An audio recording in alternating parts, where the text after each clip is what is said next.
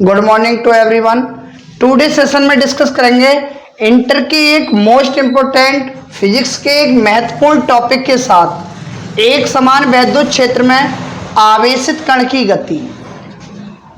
यदि आप हमारे YouTube channel physics by Sunil sir के न्यू व्यूअर्स हैं, यह वीडियो को पहली बार देख रहे हैं तो कृपया चैनल को सब्सक्राइब करें और बेल आइकन को दबाएं। बेल आइकन को दबाने से क्या होगा, आने वाले वीडियो का नोटिफिकेशन भविष्य में सबसे पहले आपके पास पहुंचेगा। और इस चैनल के माध्यम से हाई स्कूल के साइंस और इंटर के फिजिक्स बोर्ड एग्जाम की दृष्टि को देखते हुए एनसीईआरटी पैटर्न पर कराया जा रहा है और बहुत ही सिंपल कंटेंट के साथ। क्या होता है एक समान वैद्युत क्षेत्र में आवेशित कण की गति? तो लिखेंगे किसी एक समान वैद्युत क्षेत्र में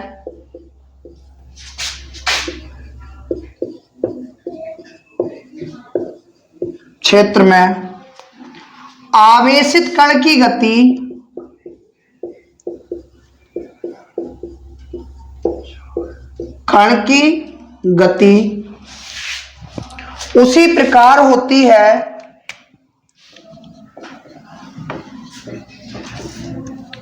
उसी प्रकार होती है जैसे कि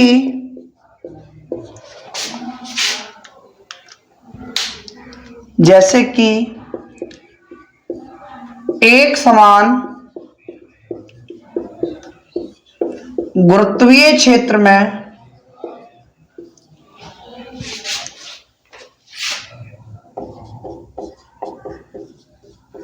किसी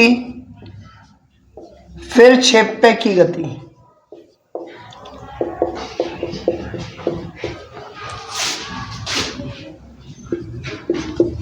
होती है। यदि कोई पार्टिकल एक समान वैद्युत क्षेत्र में यानी एक समान यूनिफॉर्म इलेक्ट्रिक फील्ड में अगर वो गति कर रहा है तो उसकी गति ठीक उसी प्रकार होगी जैसे कि ग्रेविटेशनल क्षेत्र में प्रक्षेप्य की गति होती है, यानी एक समान गुरुत्वीय क्षेत्र में प्रक्षेप्य की गति। अब अगर हमसे सिंपल पूछता है कि भाई गति क्या है तो हम सीधे सीधे बता देंगे कि इसकी गति कैसे होगी, जैसे कि ग्रेविटेशनल एरिया में कोई हमारा प्रक्षेप्य गति करता है ठीक उसी प्रकार होती है। तो इसे पूरी तरीके से समझाने के लिए सबसे पहले हम एक डायग्राम बनाते हैं। आप इसका स्क्रीनशॉट लो।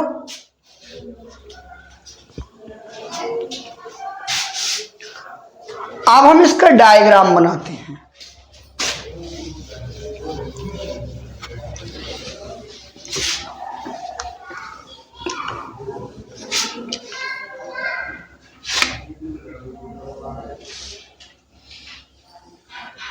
इस वाली प्लेट पर मान लिया हमने नेगेटिव चार्ज है। कैसा चार्ज है? नेगेटिव चार्ज है। और इस वाली प्लेट पर हमारा पॉजिटिव चार्ज है। और यहां से कोई पार्टिकल और इसे हम मिला देते हैं।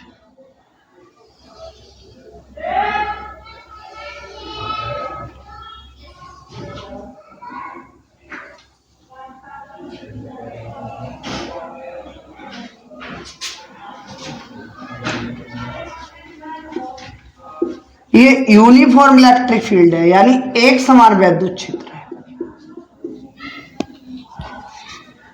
यहां से कोई हमारा धन आवेश का कण बी वेग से मोशन करता है, तो जब बी वेग से मोशन करेगा तो वो धीरे धीरे हमारा ऐसा आएगा,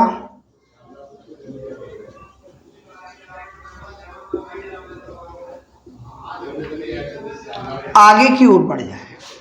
क्यों करेगा ऐसा? क्योंकि हम जानते हैं कि समान आवेश एक दूसरे को प्रतिकर्षित करते हैं और विपरीत आवेश एक दूसरे को आकर्षित करते हैं। कण पर कैसा आवेश है? धन आवेश। तो ये किस प्लेट की ओर जाएगा? ऋण प्लेट की ओर। जैसे जैसे देख रहे हैं इसकी डायरेक्शन हमारी ऊपर होती चली जा रही है। तो इसमें लिखेंगे माना धातु की दो प्लेटें X तथा Y हैं। इस प्लेट का नाम दे दिया हमने X और इसका दे दिया Y। X प्लेट पर -Q आवेश तथा Y प्लेट पर +Q आवेश स्थित है।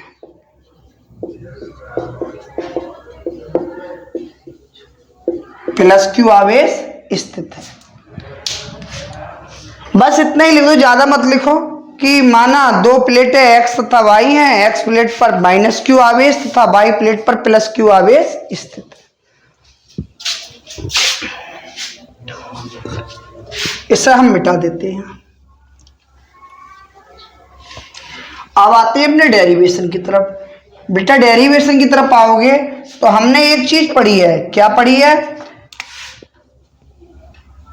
E बराबर F/Q होता है। अगर हम बटे में क्रॉस मल्टीप्लाई कर दें F बराबर आ जाएगा EQ, समीकरण 1। उसके बाद में हमने ये भी पढ़ा है न्यूटन के द्वितीय नियम से,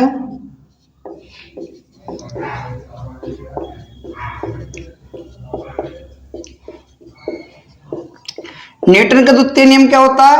F बराबर m। दोनों हमारे काय के मान हो गए, ये दोनों मान हो गए देखो जी हमारे F के।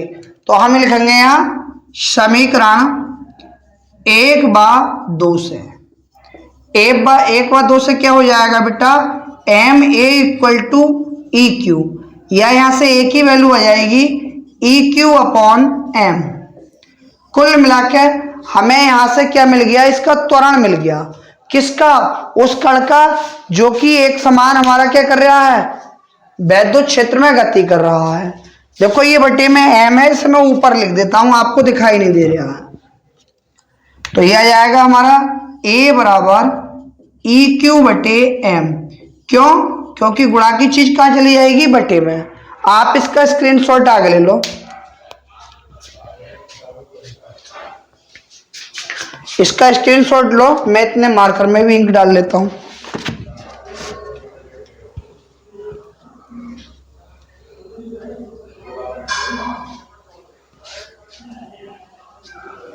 ठीक है, आते हैं अपने टॉपिक पर।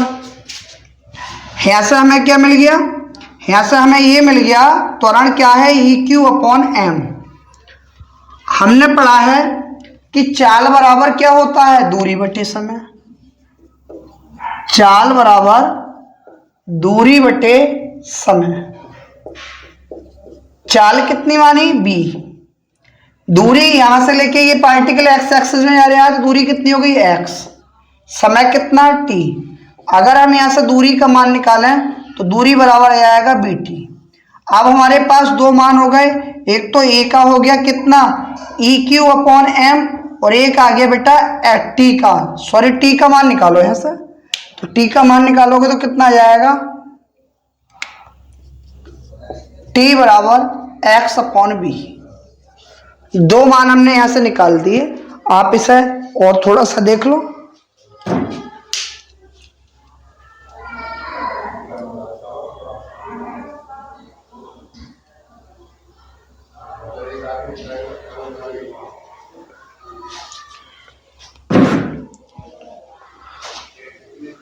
आपने पढ़ा होगा t सेकंड में चली गई दूरी के लिए एक सूत्र होता है,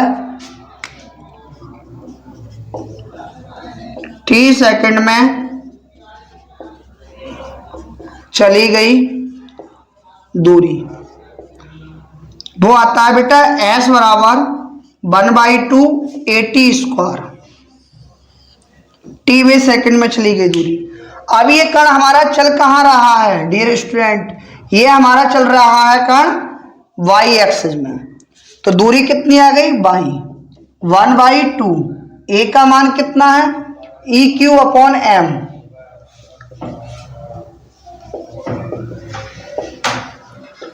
और टी का मान कितना है, एक्स अपॉन बी का होल स्क्वायर, या बाई बराबर 1/2 E Q upon M x square upon b square.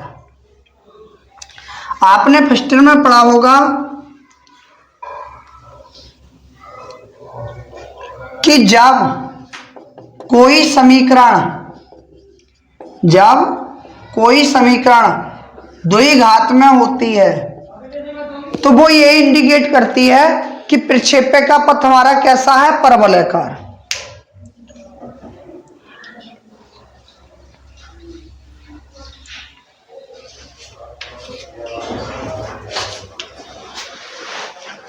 लिखेंगे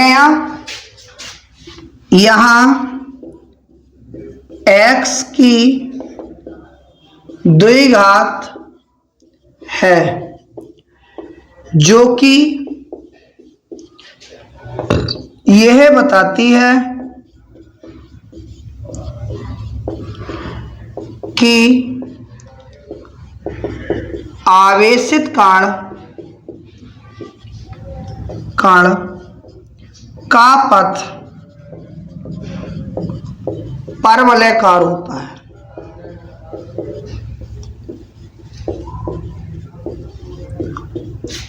सही है भाई। यहां x की घात हमारी 2 है, तो जहां x की घात हमारी 2 आ गई तो हमें ये पता चल गया बेटा कि ये क्या है, द्विघात समीकरण। और द्विघात समीकरण हमें क्या बताती है, द्विघात समीकरण हमें ये बताती है कि प्रक्षेपक का पथ कैसा है हमारा, परवलयाकार। आप इसे उतारो।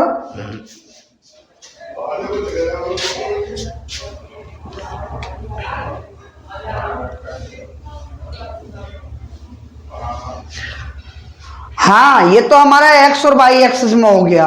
कभी कभी अगर वो कह दे कि हमारी कि इस आवेशित कण की लंबाई जो है वो कितनी है, l,